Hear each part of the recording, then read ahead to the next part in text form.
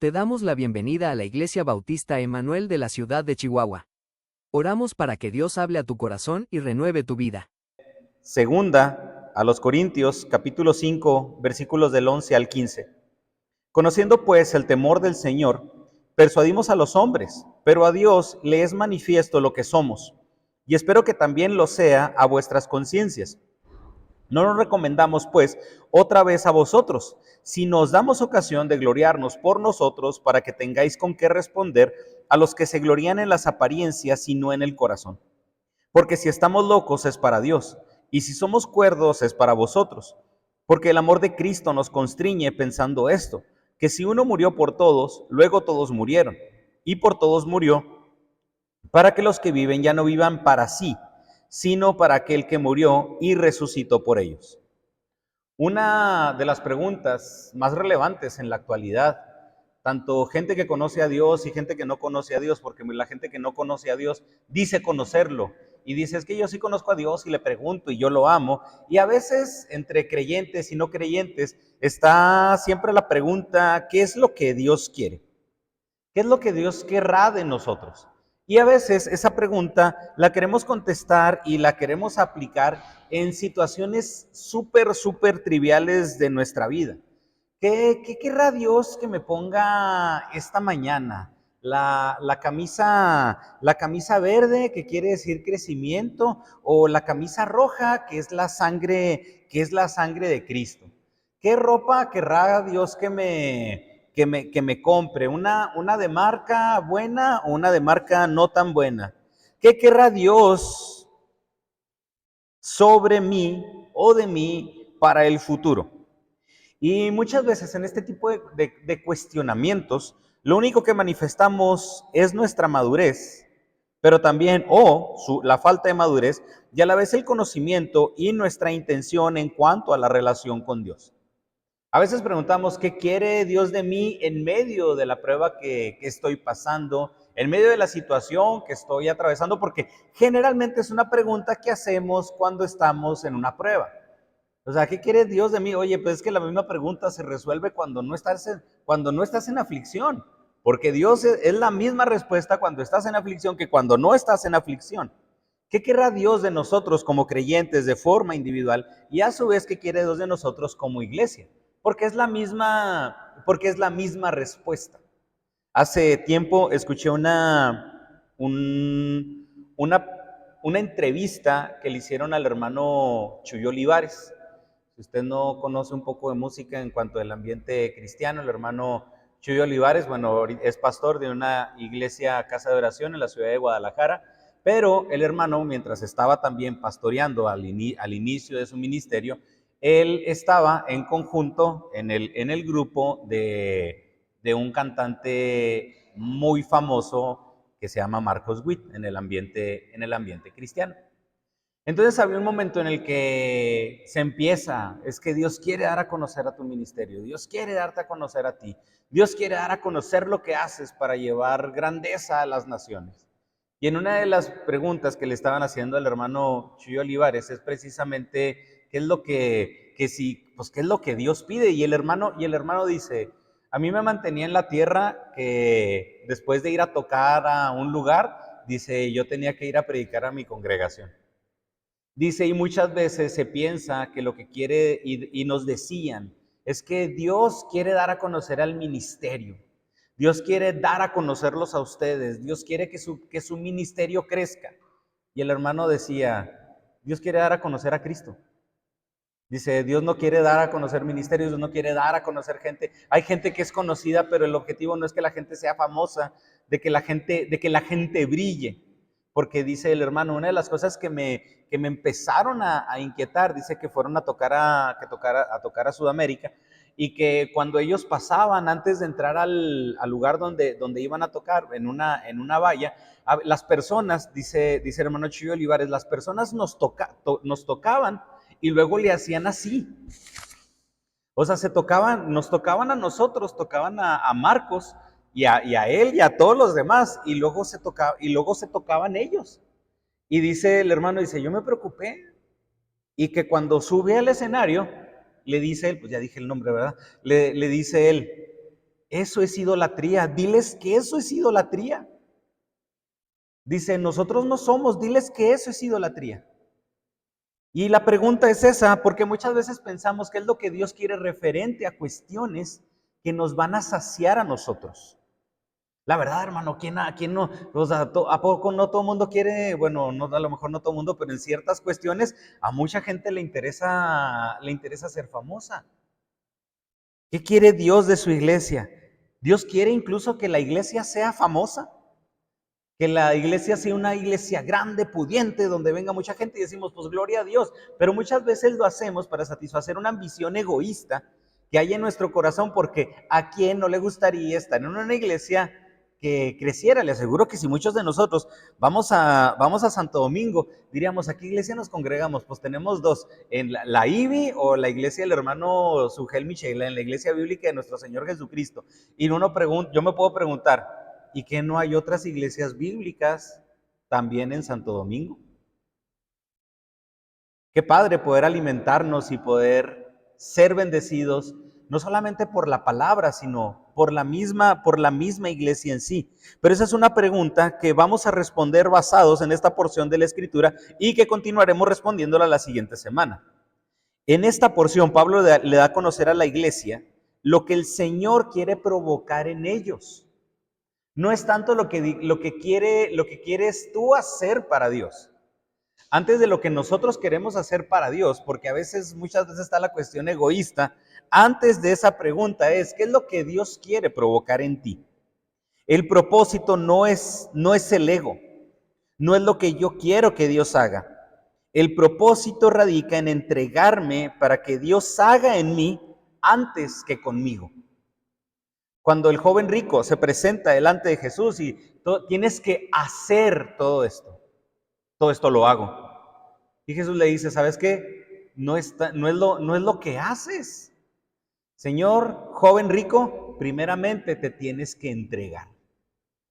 Y por eso le responde, una cosa sola te falta, vende todo lo que tienes y dalo a los pobres y tendrás tesoros en el cielo. Y él se va triste. Y yo lo he comentado, del mandamiento 10, que es no codiciarás, Jesús lo devolvió hasta el mandamiento 1, no tendrás dioses ajenos delante de mí. ¿Qué sucedió? Él no se entregó a Dios. Él no estaba dispuesto a entregarse a Jesús. ¿Estaba dispuesto a hacer cosas para Jesús? Sí, pero no estuvo dispuesto a entregarse. No es lo que haces, hermano, es cuánto te entregas. Por eso, lo vuelvo a repetir. El propósito radica en entregarme para que Dios haga en mí antes que conmigo o por medio de mí. Todo hijo de Dios estará ante el tribunal. Todo hijo de Dios comparecerá ante el tribunal. Lo vimos en el capítulo, en la enseñanza anterior. Y como hijos de Dios no podemos tomar a la ligera el hecho de saber que estaremos delante de Dios. En el caso de nosotros, no en un juicio para salvación, pero sí en una rendición de cuentas. Y esto nos debe de provocar un temor en el reconocimiento del carácter de Dios. Cuando en la parábola de los talentos, la persona que solamente le dieron un talento y que fue y lo enterró, cuando le pregunta el amo y le dice, a ver, ¿qué pasó con tu talento? El de 5 me entregó 10, el de 2 me entregó 4, pero tú, ¿qué hiciste? Fui y lo enterré. Fíjese lo curioso, fue y lo enterró. ¿Y qué le dio al amo? Lo que el amo le entregó. Pregunta, ¿está mal eso?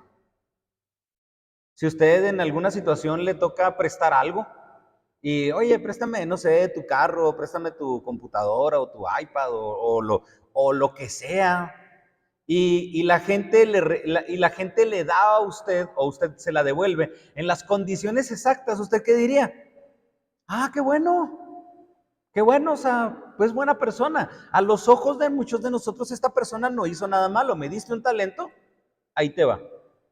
Y cuando le pregunta el amo, ¿por qué?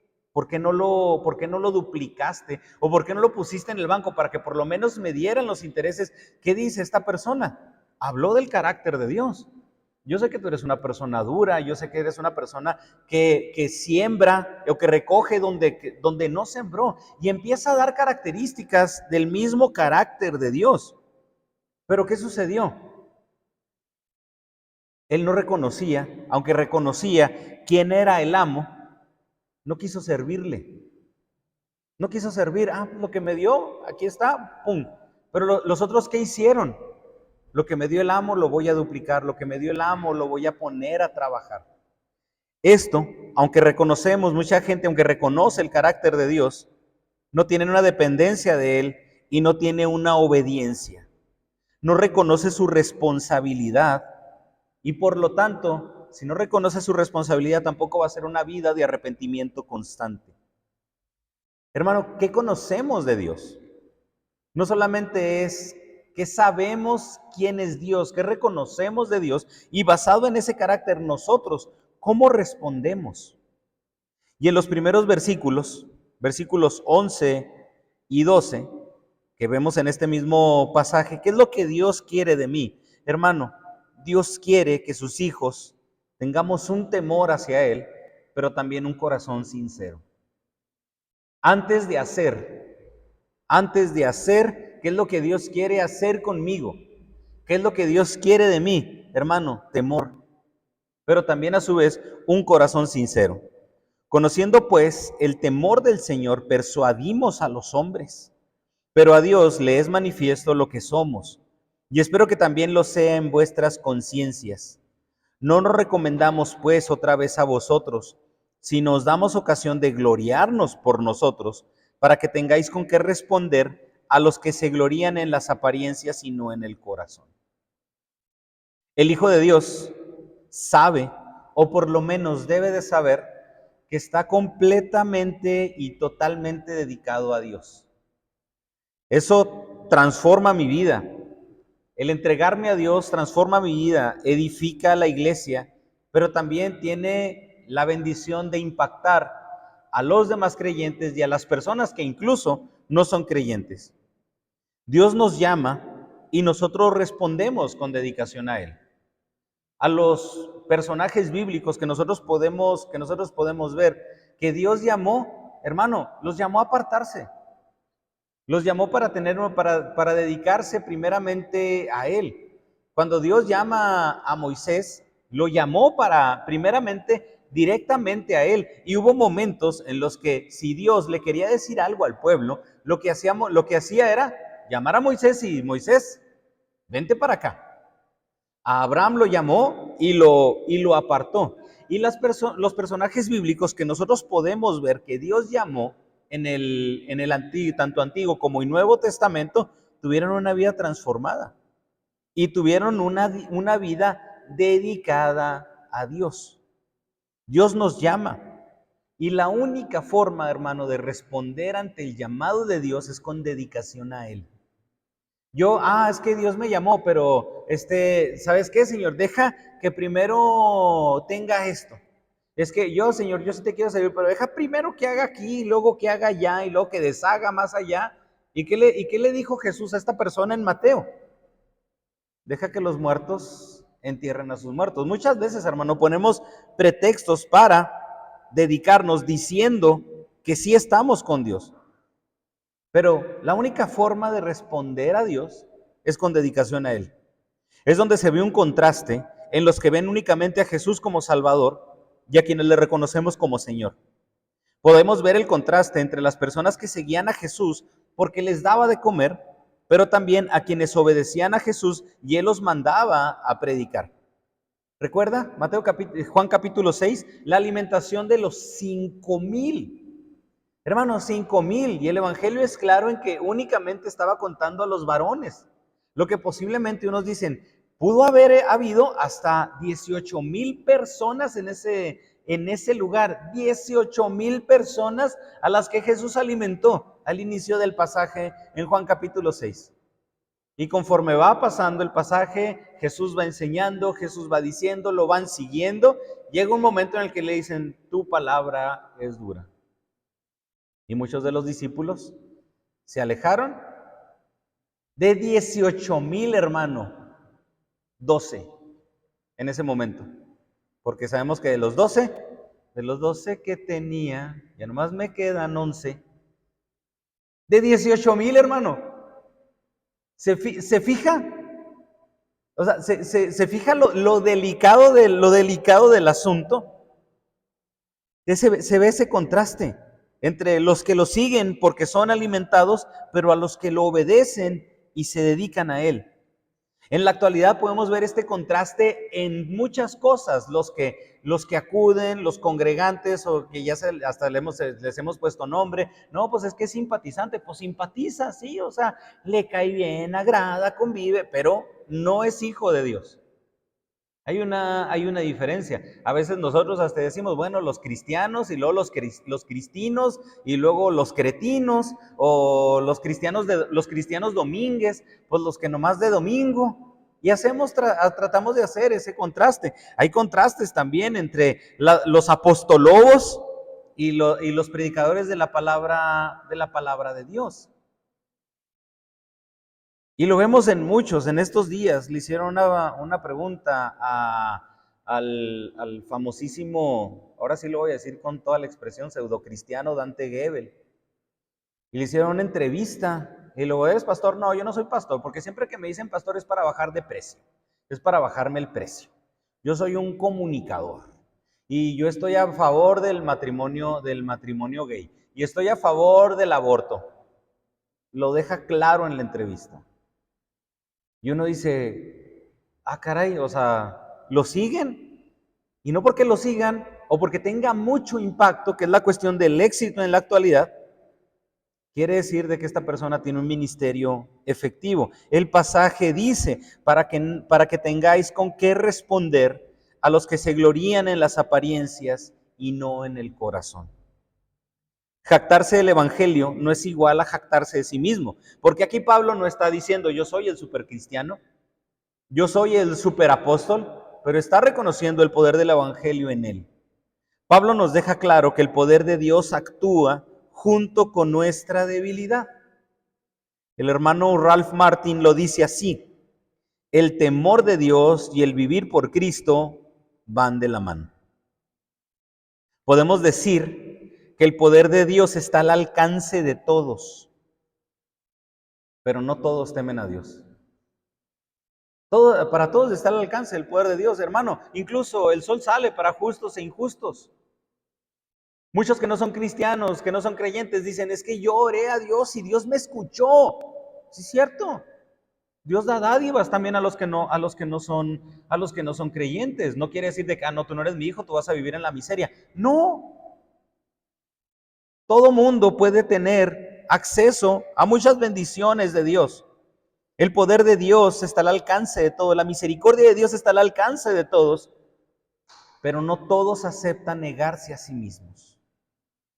No todos aceptan ese temor de Dios, incluso hasta con esa misma sinceridad. La muerte al yo es algo de lo que todo hijo de Dios debe de estar consciente. Y en eso hablo de la sinceridad. Cuando nosotros somos sinceros con Dios, hermano, nos damos cuenta de lo que todavía falta por negar al yo. Los que somos sinceros con Dios, estamos conscientes totalmente de cuáles son nuestras luchas, de cuáles son las cosas en las que le decimos, ¿sabes qué, Señor? Es que todavía me falta esto. Y que en ocasiones decimos, no lo quiero entregar. Hace tiempo, me acuerdo mucho de esta oración, una situación que estaba pasando en mi vida. No estaba aquí en la ciudad, nos pusieron y nos dijeron, tienen que venir a orar al templo cada determinada hora, se tienen que apuntar. Y me acuerdo que en esa ocasión yo era el último de la lista, el último que estaba en el horario, y decía, no quiero ir a orar al templo, pero si no voy y oro me van a regañar. Entonces tengo que ir a orar para que no me regañen, pero no quiero orar. Entonces lo que voy a hacer es ir a poner nomás mi nombre para que no me regañen, para que no me digan nada. Ya estaba muy padre acondicionado el lugar. Llegué, puse mi nombre y estaba tan cansado y estaba tan agobiado que lo que hice fue echar toda mi humanidad en un sillón que estaba ahí. Y en esa ocasión ya nomás empecé y dije, Señor, pues ya estoy aquí, ¿verdad? Y me acuerdo que así empecé mi oración. Señor, no quiero orar. Y le dije a Dios, ahorita en todo lo que estoy pasando, ahorita en todo lo que estoy experimentando, ahorita en todo lo que estoy viviendo, hermano, fíjese lo que dije. Siento que ahorita orar es incluso hasta una pérdida de tiempo. ¿Y qué cree que empezó a pasar? Me empecé a desahogar, y a desahogar, y a desahogar. Y el que no iba a orar, que comenzó siendo sincero, terminó orando más que lo que hubiera orado en su momento, diciendo, aquí estoy yo, Señor, delante de ti, con el corazón humillado. ¿Cuál es el corazón humillado? Puras mentiras. La sinceridad, hermano, es bien importante. La sinceridad es fundamental, porque el Salmo 139 nos habla que Dios conoce todos los aspectos de nosotros. Dios nos conoce más que nosotros mismos. Que antes de que la palabra esté en nuestra boca, el Señor ya la sabe toda. Sabe todo de nosotros. Hermano, no hay nada oculto delante de Dios de nuestra vida. Por lo tanto, es maravilloso poder ser sincero con alguien que conoce todo de nosotros. No podemos morir si tampoco vamos a empezar a ser sinceros. Y la palabra sinceridad viene precisamente de aquellos tiempos donde los jarrones, que ya hablamos del vaso de barro, que es frágil, los jarrones también eran objetos frágiles, o son objetos frágiles hasta la fecha. Y resulta que había mercaderes, personas que vendían jarrones, y que cuando un jarrón se quebraba, ¿con qué cree que lo pegaban? Pegaban el jarrón con cera. Derretían cera, ponían el jarrón, le untaban la cera, pintaban la cera. Pero en tiempos, bueno, de hecho en la actualidad, pero en lugares como esos, desérticos, donde el calor hace de las suyas, ¿qué cree que pasaba con la cera con la que pegaban los jarrones? En un momento la cera se caía. Y había jarrones muy hermosos, pero para no arriesgarse la gente preguntaba, ¿y esa vasija es con cera o sin cera? ¿Es con cera o sin cera? Esa vasija, en pocas palabras, esa vasija está ocultando algo. ¿Me estás ocultando que esa vasija tiene algo? Y de ahí viene la palabra sincera. El mostrarse tal cual somos. Podemos ser sinceros delante de Dios, porque incluso cuando le manifestamos nuestras debilidades a Dios, Él se compadece de nosotros.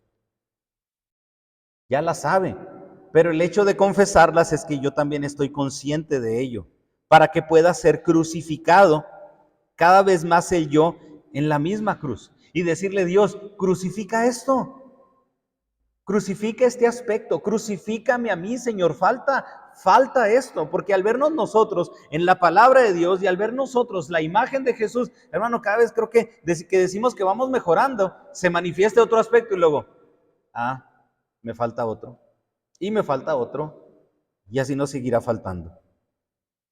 No podemos vivir para Cristo y seguir viviendo para nuestros intereses de forma egoísta. Si estamos crucificados, el yo debe de ser cada vez menos operante. Hay un nuevo nacimiento en Cristo. Lo vamos a ver la semana que entra. Hay un nuevo nacimiento, hay una nueva creación. Ya no vivimos para la carne, vivimos en Cristo. Ya no vivo yo, lo dice Pablo en Gálatas, es Cristo el que vive en mí. Porque no hay espacio para el yo y para Cristo en un mismo corazón.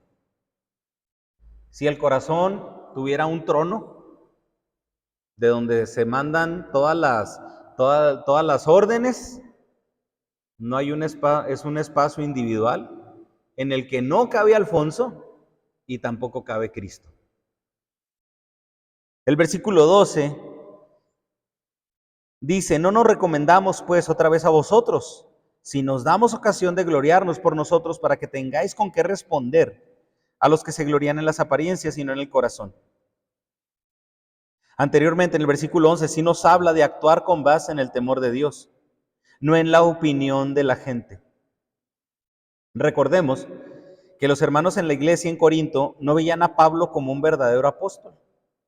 Sin embargo, Pablo sigue exhortando a la iglesia en Corinto y habla de lo que Dios ha hecho en él y cómo, a pesar de ser un vaso frágil, Dios lo usa para llevar el evangelio. por las características que nosotros vimos cuando estudiamos la primera carta a los Corintios. Ellos esperaban en Pablo un líder que fuera un excelente hablador en público, un líder que tuviera una excelente retórica, una gran capacidad de debatir, una gran capacidad de convencer, porque ellos decían, nosotros somos personas estudiosas. Entonces eso esperamos nosotros de un líder, alguien que incluso tenga a cada uno de nosotros, nos haga garras con todos los argumentos que le pudiéramos presentar. Y Pablo, en 1 Corintios, capítulo 2, versículos del 1 al 4, fíjese lo que menciona. Así que, hermanos, cuando fui a vosotros para anunciaros el testimonio de Dios, no fui con excelencia de palabras o de sabiduría, pues me propuse no saber que entre vosotros cosa alguna, sino a Jesucristo y a este crucificado. Y estuve entre vosotros con debilidad, con mucho temor y temblor, y ni mi palabra ni mi predicación fue con palabras persuasivas de humana sabiduría, sino con la demostración del Espíritu y de poder. Versículo 5, para que vuestra fe no esté fundada en la sabiduría de los hombres, sino en el poder de Dios. 1 Corintios 2, del 1 al 5. Usted puede buscar en YouTube, ¿cómo convencer a tal persona de que el evangelio es cierto? ¿Cómo debatir cristianamente con las personas que son progresistas? Hermano, ¿qué está diciendo Pablo aquí? Es que no es excelencia de palabras, no es una cuestión de sabiduría humana, es presentar el evangelio del poder de Dios para que el mismo evangelio sea el que los transforme, para que el poder del Espíritu sea el que los transforme. Y fíjese lo maravilloso de esto, porque Pablo dice, no voy a ir con estas palabras de excelencia o con estas palabras persuasivas, sino voy a decir palabras rimbombantes que se escuchen o que expresen que yo, Pablo, sé demasiado. No, voy a presentar únicamente a Cristo, a Jesucristo y a este crucificado. El poder del evangelio, hermano. ¿Y qué ocasionó esto? Si usted se fija, Pablo en su primer carta no está convenciendo a los corintios de, ¿saben qué, corintios? Dejen el orgullo, porque estas son las 10 consecuencias del orgullo. Estas son las 10 consecuencias de la inmoralidad sexual. Estas son las 10 consecuencias de no tomar en cuenta a las personas que son más débiles o que son menores que tú. Pablo lleva el consejo de Dios a la iglesia y es el consejo de Dios el que transforma a la iglesia. Hermano, ¿podrá obrar el Espíritu Santo cuando el consejo de Dios no está presente? Pablo menciona que actúa con base en el temor de Dios. Lo contrasta con las capacidades o con las habilidades. Razón por la que Dios hablaba también a través de su debilidad.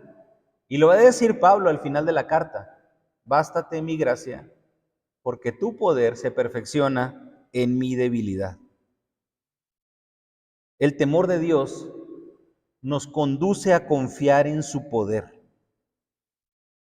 El temor de Dios nos conduce a confiar en su poder. El ver nuestra fragilidad nos conduce a confiar en el poder de Dios.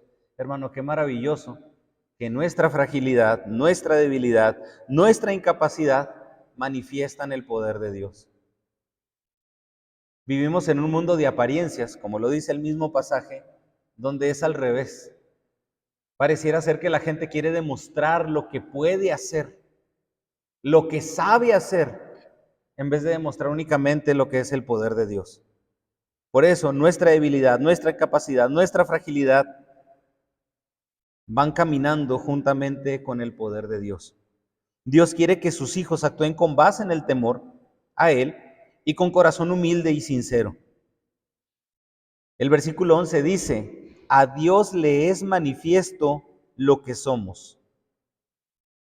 Hermano, Dios sabe lo que nosotros somos. Dios sabe quiénes somos. Dios conoce nuestra fragilidad, no tenemos por qué andar aparentando. Pablo fue con temor a Dios ante los corintios, no con temor a los corintios. Si Pablo le temía a los corintios, es que, ¿qué van a decir de mí? Entonces voy a tener que estudiar esta corriente filosófica para poder refutar. Es que ¿qué van a decir de mí? Se tiene la creencia de que Pablo, de que el apóstol Pablo no era una persona que era una persona no muy agraciada físicamente, o sea, no estaba guapo como muchos de nosotros. Y que posiblemente incluso hasta estaba demasiado chaparrito y que si alguien lo veía, es el apóstol Pablo, como decimos nosotros en la actualidad, de bajo perfil. Híjole, no, voy a ir a los Corintios, entonces lo que tengo que hacer es ponerme mi traje y luego voy a fingir la voz, o voz de apóstol, voy a hablar así, con unción. No, ¿qué hizo Pablo?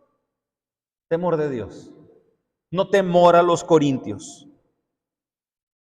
El buscar el miedo a una audiencia terminará en una apariencia que va a ser engañosa.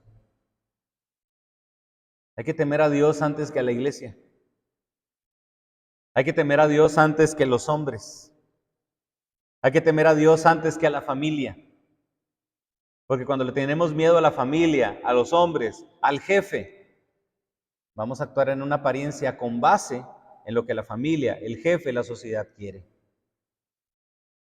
Y aquí, ¿qué está diciendo Pablo? Con temor a Dios y con sinceridad. ¿Qué le puedo ocultar a Dios?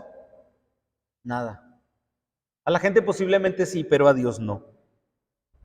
El buscar una alabanza propia nos conducirá a una vida de apariencias donde no mostremos nuestra fragilidad, ni mucho menos nuestra incapacidad y nuestras debilidades. Hermanos, ¿no se le hace maravilloso? Porque en nuestro mundo materialista, egoísta, humanista y demás istas e ismos que pueden existir, la fragilidad es debilidad. La fragilidad no es buena, la debilidad no es buena, la incapacidad no es buena. ¿Cómo puedo demostrar esa incapacidad? ¿Cómo como jefe le voy a decir a alguien que no sé, si por eso estoy?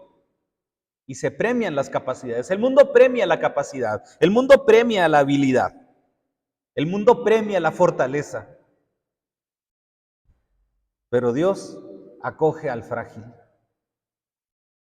Dios utiliza al débil, al que se reconoce incapaz. Es la contradicción, que precisamente lo vamos a ver en el siguiente punto. La sinceridad tiene que ver con mostrarnos a Dios tal cual somos. Dios nos presenta sin mancha, Cristo nos presenta sin mancha delante de Dios. Nos da ese acceso al Padre, pero presentarnos en temor y sinceridad es ese reconocimiento de nuestra indignidad en medio de su santidad. ¡Qué maravilla! Cristo nos justifica, nos presenta delante del Padre perfectos, pero eso no quiere decir de que dejemos de ser frágiles. Nos presenta sin mancha delante de Dios, pero eso no anula la carne, no anula la fragilidad que somos. Obviamente tenemos que seguir crucificando esa carne para que siga operando el poder de Dios. Pero hermano, ¿qué quiere Dios de ti? Que vayas y seas el bálsamo en las naciones. Hermano, Dios quiere temor y sinceridad de nuestra parte. Una persona sincera, una persona que teme a Dios, es una persona en la que primeramente Dios va a obrar en él. Siguientes versículos del 13 al 15. ¿Qué quiere Dios de nosotros? Dios quiere que sus hijos reconozcamos que nuestra vida gira en torno a Dios. No somos el centro de nuestra vida. Nuestra vida gira en torno a Dios. Versículos del 13 al 15.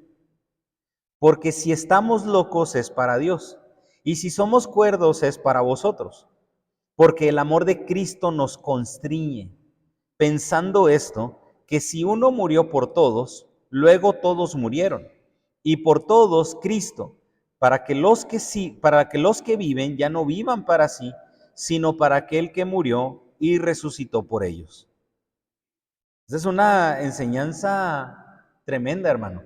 que obviamente se va a reforzar más la idea con los siguientes, cuando estudiamos los versículos ya que restan del capítulo. Quien tiene temor a Dios y es sincero con Dios, lo va a manifestar con su comportamiento, con un comportamiento en torno a lo que Dios quiere. Pero, ¿cómo saber lo que Dios quiere? Nos interesa y oramos para que Dios conozca lo que nosotros queremos. Nuestras oraciones, en muchas ocasiones, son una manifestación de lo que yo quiero. Oye Dios esto, oye Dios aquí, oye Dios acá. Y tratamos de hacer cosas y tratamos de orar, tratamos de ayunar, así como si, según el sapo, es la pedrada. Es que como quiero una petición que está bien, bien difícil, pues Señor, ahora sí, voy a ayunar unos 4 días. Y vaya que soy yo, Señor, para que veas que la situación está dura. Yo que como mucho. Y Señor, quiero esto. Y oramos y oramos. Hermano, Dios sabe lo que quiere. Dios sabe lo que quieres, es omnisciente. Pregunta, ¿qué tanto convives con Él para saber lo que Él quiere? Para saber lo que Él demanda de ti, para saber qué es lo que Él quiere de ti. No se va a poder si no pasamos tiempo con Él.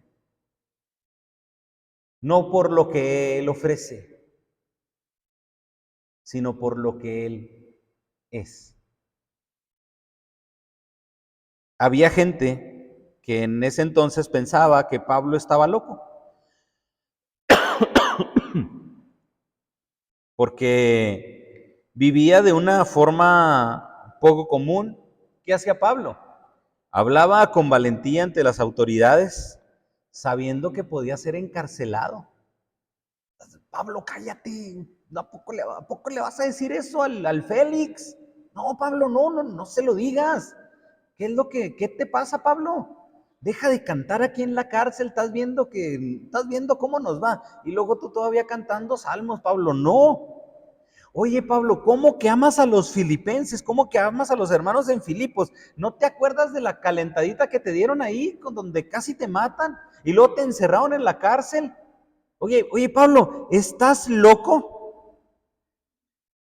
Pablo sufría por el evangelio. Pablo no buscaba comodidad ni reconocimiento. Hermanos, esos son valores que en la actualidad parecen locura para muchos. ¿Cómo que no quieres comodidad? ¿Cómo que no quieres reconocimiento? ¿Cómo que pagas por ir a predicar? Sí. A veces la gente no entiende eso. A mí me han preguntado, ¿te pagan? Pues me dan una ofrenda. ¿No cobras? No. Les digo, es más, a veces termino poniendo.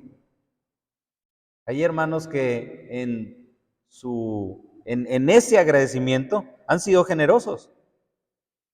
Pero vamos a pesar de no hacerlo, de no tenerlo, de no recibirlo. Una versión que se llama la Nueva Biblia Viva, para poder comprender más este pasaje, este versículo específicamente dice, si estamos locos es para Dios, y si estamos cuerdos, lo estamos para beneficio de ustedes. ¿Qué es lo que quiere decir este pasaje? No quiere decir de que entre más loco, más ama. No.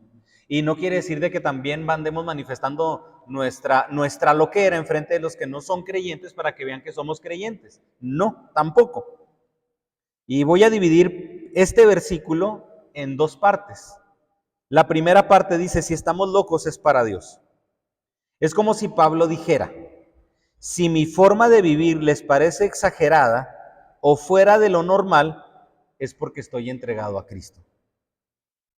Es porque estoy entregado a Dios. Si lo que tú ves en mí no lo entiendes, si lo que tú ves en mí para ti es como que este cuate está loco, lo estoy haciendo porque estoy entregado a Dios. Y se lo tengo que explicar así. Porque alguien que vive para Dios no está moldado a la sociedad. Y lo que hace no es basado en la lógica común. El amar incondicionalmente, el perdonar una ofensa, el servir sin buscar crédito, es una locura para el mundo que vive condicionado, que busca venganza o que le agrada la aprobación. Por eso, Cuando dice uno, ¿cómo? Oye, ¿y lo amas a pesar de cómo es? ¿Sí? ¿Por qué? Pues porque Dios ha hecho lo mismo conmigo y a mí me ama incondicionalmente. ¿Y perdonaste esa ofensa? Sí. ¿Por qué? Es lo que Dios provocó en mí y es lo que la Biblia dice. Es que tú estás loco. ¿Qué no sienten ustedes? Oye, ¿cómo te fue en el funeral? Y decimos los cristianos, estuvo bien padre. Ah, caray, o sea, ¿qué querías que se muriera? No. ¿Y cómo estaba la familia? Con mucha paz, tranquila, descansando en Dios. Pero ¿cómo? Si es un momento de dolor, hermanos, que no quiere decir que no duela. No quiere decir de que el agravio no duela, no quiere decir de que la muerte, la separación, no quiere decir de que el duelo, valga la redundancia, no duela. Es lo que provoca Cristo. Es lo que provoca el Espíritu Santo en la vida del creyente. De hecho, muchas veces, acciones que los cristianos presentan para quienes no son hijos de Dios son locura, porque no tienen la capacidad de entender ni de comprender el por qué lo hacemos. Para muchos es de locos levantarte temprano el domingo e invertir tu día de descanso en ir a la iglesia. Para la sociedad es de locos el perdonar una ofensa y poner otra mejilla a quien te ha lastimado. El hecho de poner la mejilla cuando habla Jesús en el Sermón del Monte no quiere decir de que te pongas para que te vuelvan a sonar, no. Ah, puse la otra mejilla y me volvieron a poner otra golpiza. No, el hecho de poner la otra mejilla, te pegan en un lado, tiene un significado simbólico, te pegan en un lado donde se te marca el golpe. ¿Qué haces? Muestro el otro lado para que la persona vea que no tengo dolor, que no me pasó nada. Y me muestro a él como si no hubiera nada, como si nada pasara. Ay Dios, hermano, poner la otra mejilla es una acción que únicamente por medio del Espíritu Santo se puede realizar. Me hiciste una ofensa, ¿y cómo te vas a comportar conmigo? Igual. No voy a cambiar, no voy a vengarme, no voy a responder conforme a la ofensa. Para muchos eso es de locos. Poner esa otra mejilla, la milla extra, que todo ciudadano judío, si llegaba un ciudadano romano, un soldado romano, cargando algo, todo ciudadano judío tenía que responder con una milla ayudándole al ciudadano o al soldado romano. Y Jesús les dice, está la ley de la milla extra. ¿Es injusta? Sí, sí es injusta, porque yo le tengo que ayudar al romano. Ah, ok. Entonces ya no te voy a decir que no la cargues. Ah, qué bueno, Jesús. Vas a cargar la otra milla. Es de locos. Porque un pueblo que me está oprimiendo me da una ley injusta que tengo que cargar una milla y Dios me dice, vas a ayudar los dos. Bendecir a quienes te maldicen. Incluso preguntan, ¿por qué oras tanto? ¿De qué te sirve la oración? ¿Por qué sirves si no te pagan? Es sencillo, hermano, porque es para Dios. El enfocarnos en Dios para muchos es locura.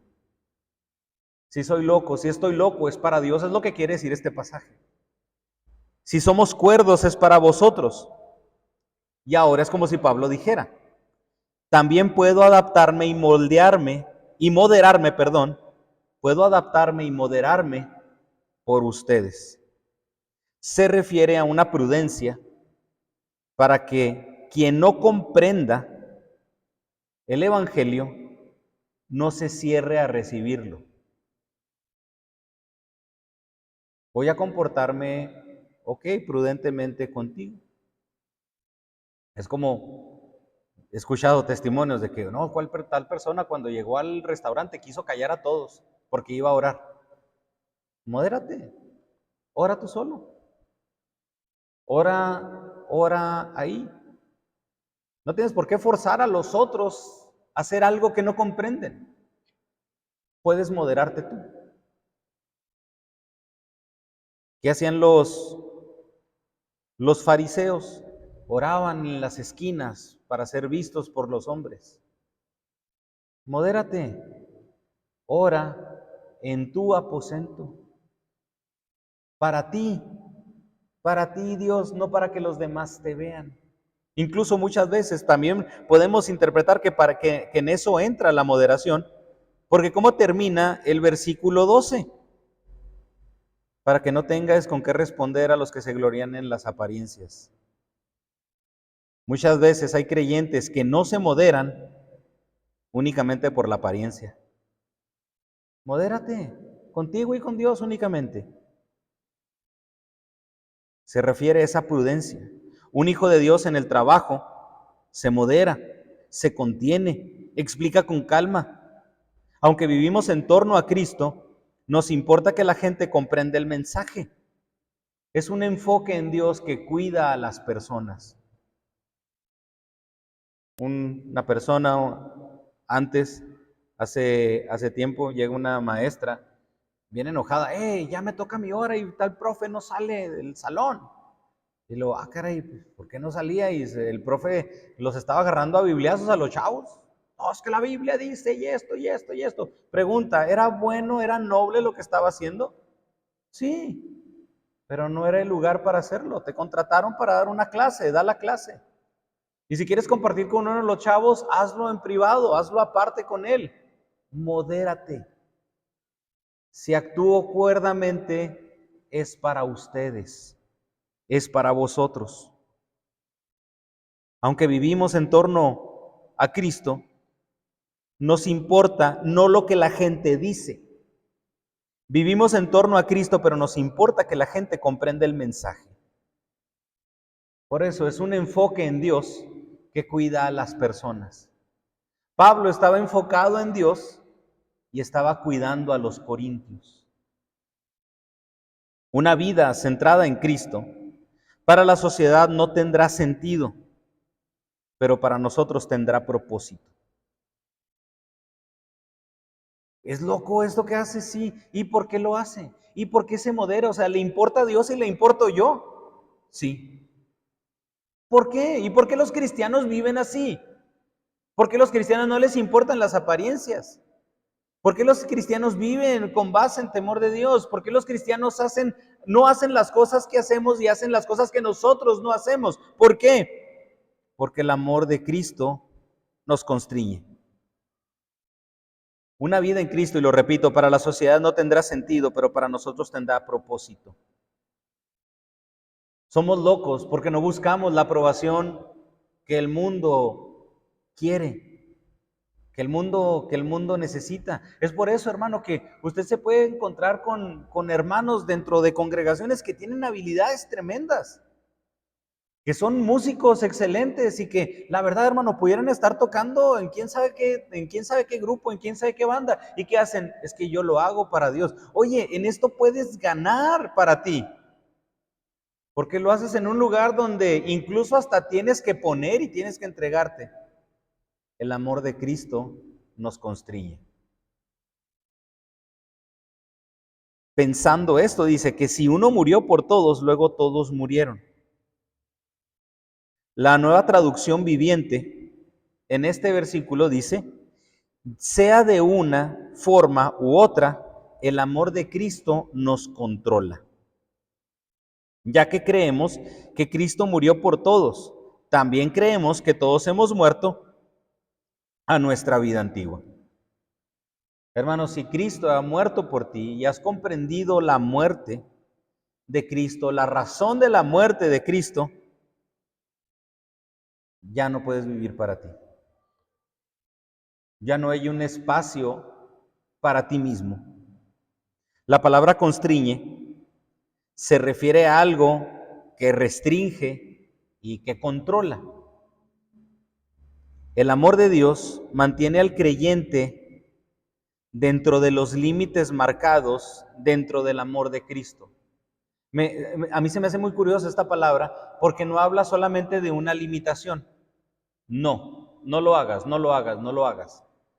Y es como algunos límites de velocidad en carreteras en Estados Unidos, que usted le dice el límite, le dicen a usted, el límite máximo es este, pero el límite mínimo es este. Porque también un límite mínimo, tanto el límite, así como el límite máximo puede provocar accidentes muy fuertes, un límite mínimo también puede provocar accidentes muy fuertes. nos constriñe, nos limita y nos dice, este es el rango, porque uno pudiera decir, y así como muchos creyentes, es que no hagas, no hagas, no hagas, no hagas, no hagas. Bueno, entonces, ¿qué hago? Es una limitación. El ser creyente es una limitación, entonces sin salir de la casa y no hacer nada, si no platico con nadie, si no veo la serie, si no hago aquí, si no hago allá, pues no le estoy haciendo mal a nadie. Pregunta, ¿qué está haciendo Dios contigo y a quién estás bendiciendo? Un límite, un rango en el que el Hijo de Dios se encuentra. Por eso el amor de Dios mantiene al creyente dentro de los límites marcados que Dios ha establecido.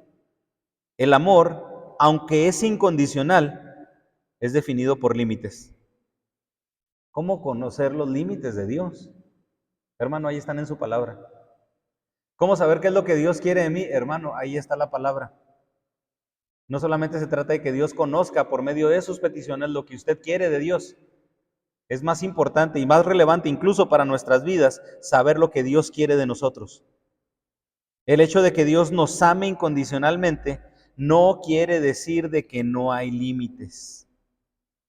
Incluso los límites que Dios establece en su amor también son para nuestro cuidado y nuestra plenitud.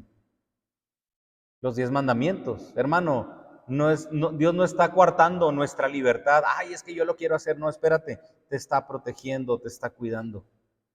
Incluso se lo pongo en un ejemplo tan sencillo como, bueno, no sencillo, ¿verdad? Pero bueno, el ejemplo es simple, como la circuncisión.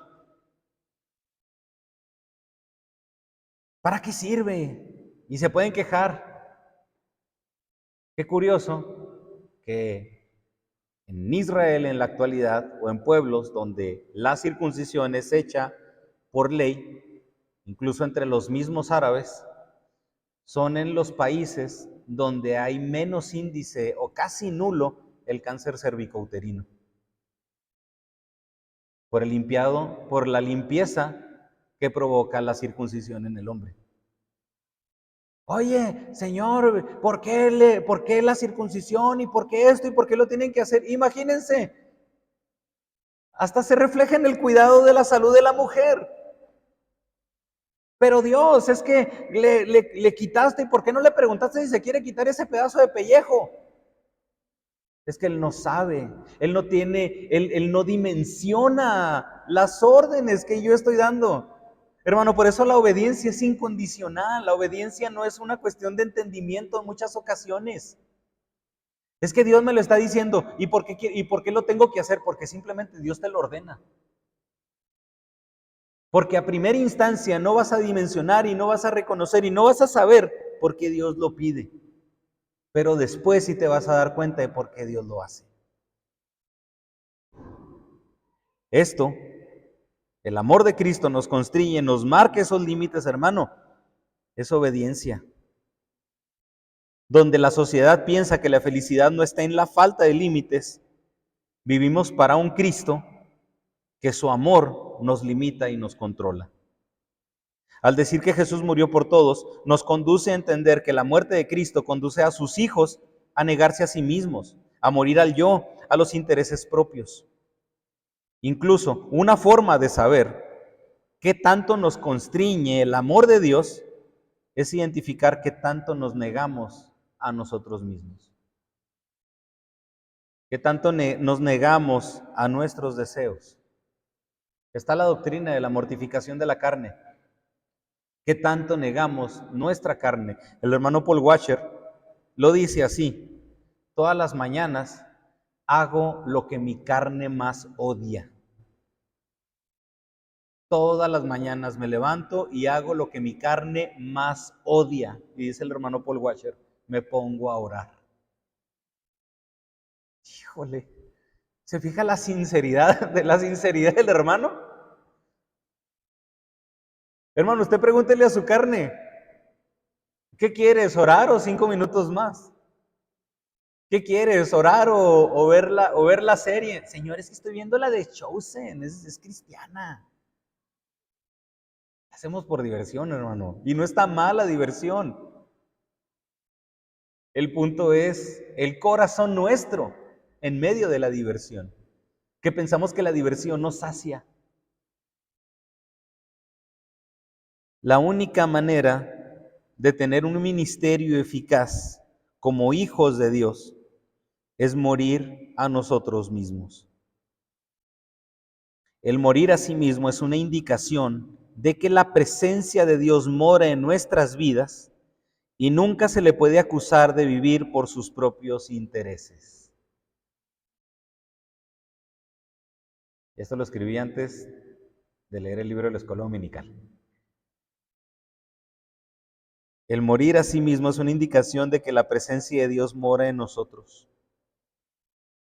Dice el pasaje: por todos murió, para que los que viven ya no vivan para sí, sino para aquel que murió y resucitó por ellos. Así es como termina el versículo 15. Este versículo afirma que murió por todos y resalta que los que ya viven no viven para ellos mismos, sino para Dios.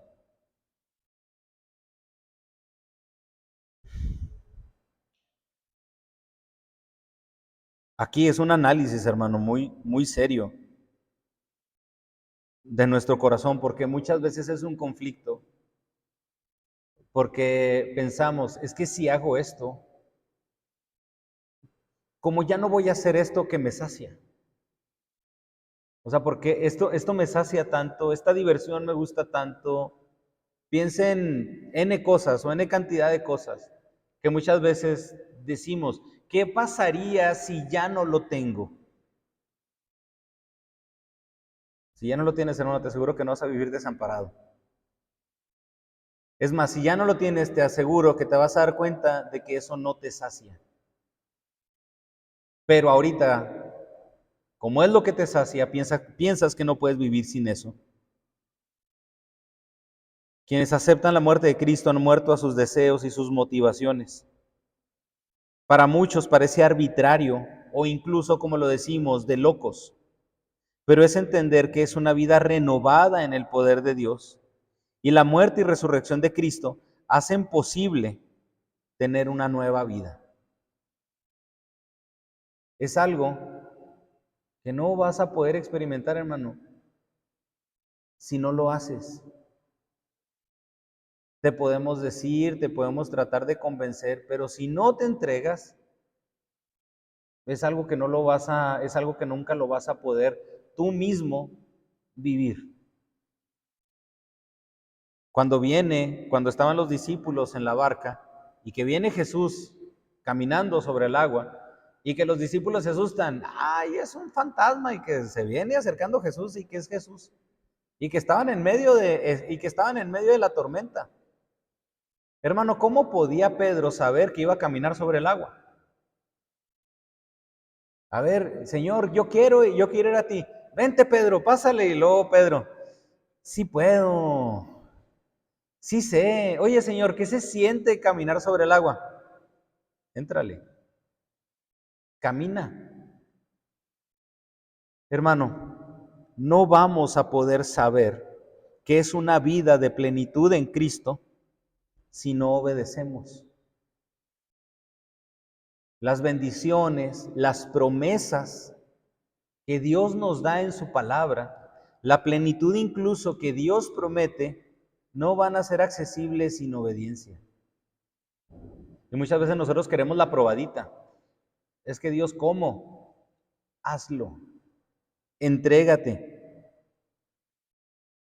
La pregunta que ahorita dijimos, sí, ¿qué es lo que quiere Dios de mí? Obviamente es clara, pero también deberíamos de preguntarnos constantemente, ¿qué está haciendo Dios en mí? ¿Qué es lo que está haciendo Dios en nosotros?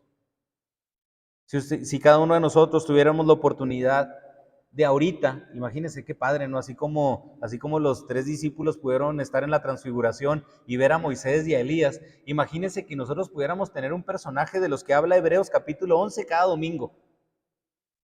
Y pudiéramos entrevistarlo. Es imposible, pero nomás imagínense.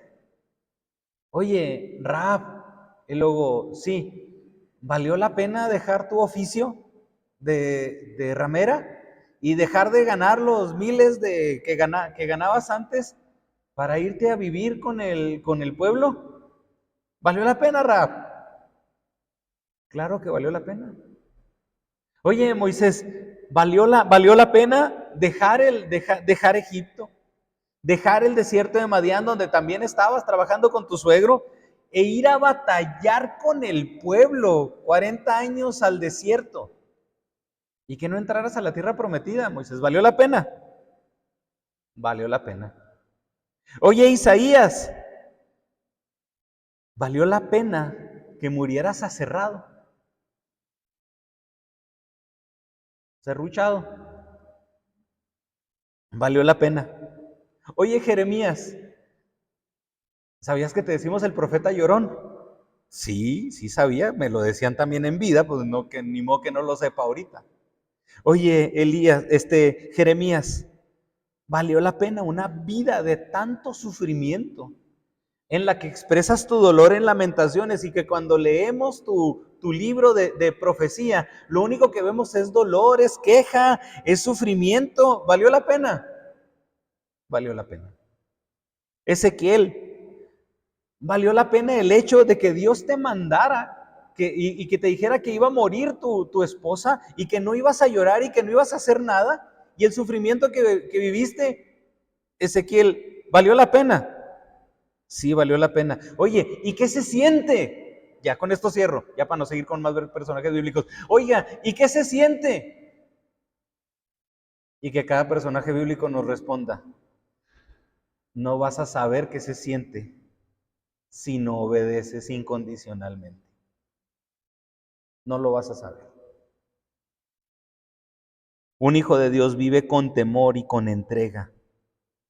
No es que tanto haces para Dios, no es que tanto produces para Dios en tu egoísmo, es que tanto te niegas a ti para entregarle a Él.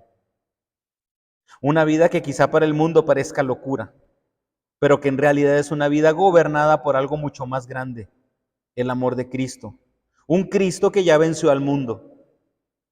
Cuando entendemos que Él murió por nosotros, ya no tiene sentido seguir viviendo para nosotros mismos.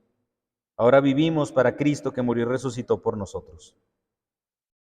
La evidencia de que Dios está obrando en nosotros no son los dones espirituales, como lo vimos en la carta anterior.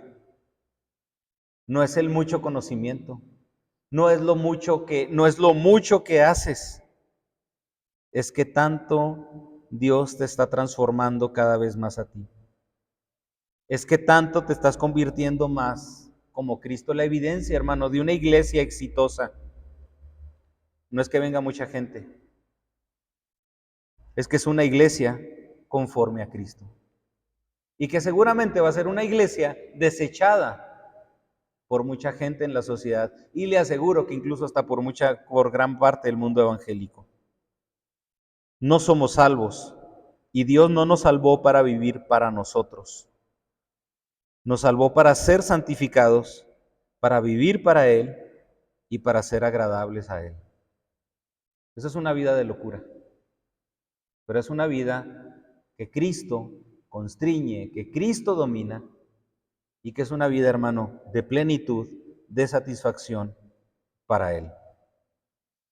Yo sé, hermano, y entiendo que el negarse a nosotros mismos creo que es de las cosas más complicadas que puede haber. Es de las cosas, creo que, más difíciles en la actualidad. Todo mundo puede dominar muchas cosas, pero dominar el ego, dominar el yo, hermano, es imposible. Pero lo que es imposible para los hombres es posible para Dios. No lo puedes hacer por ti.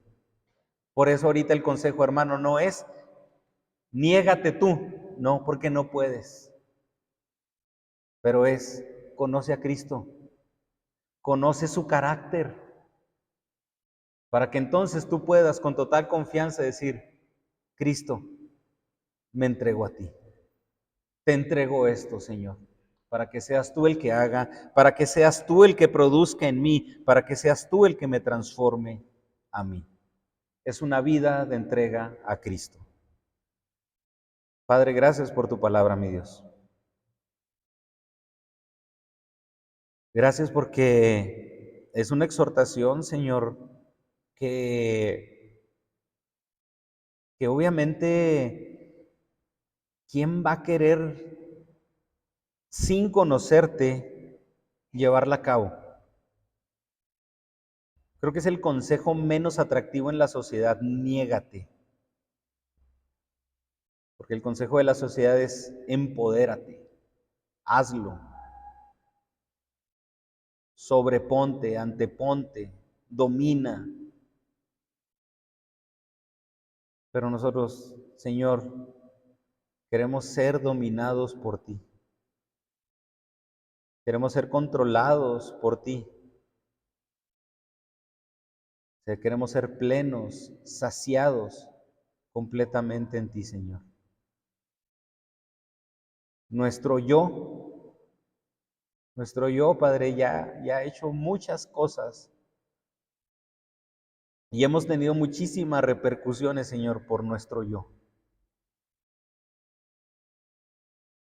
Ahora danos, Señor, y permítenos experimentar la restauración, la transformación de esa negación al yo. Y no solamente en el pensar, ¿qué pensar que haría Dios? No solamente en pensar que harías tú, en decirte a ti, Señor, que lo hagas. Porque es imposible, Señor, para nosotros, pero es posible para ti. Transforma nuestras vidas, Padre.